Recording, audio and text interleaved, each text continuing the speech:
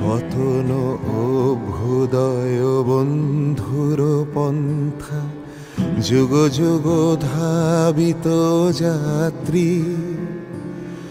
হে চির সারথি তব রথ চক্রে, মুখরিত পথ দিন রাত্রি।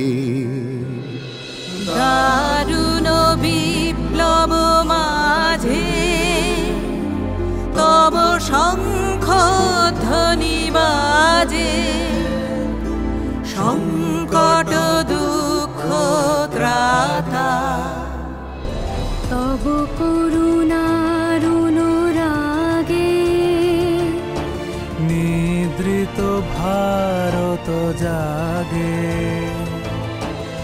আপনারা অবগত আছেন যে গত 9ই আগস্ট 2024 আরজিকর মেডিকেল কলেজে একটি কনফারেন্স হলে 31 বছর বয়সী নারী চিকিৎসকের দেহ উদ্ধার হয় এবং প্রাথমিক তদন্ত এগোনোর পর সত্য প্রকাশিত হয় যে চিকিৎসক কর্মরত অবস্থায় রাত্রে ধর্ষণের শিকার হন ও তাকে নির্মমভাবে হত্যা করা হয়,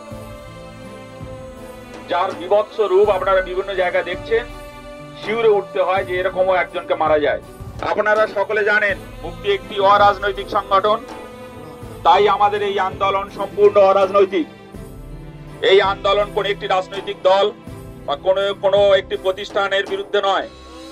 আমরা সচেতন নাগরিক তথা নারী পুরুষ সহ অন্যান্য লিঙ্গের মানুষ সার্বিকভাবে এই নির্মম ঘটনার বিরুদ্ধে আন্দোলনে সামিল হয়েছি।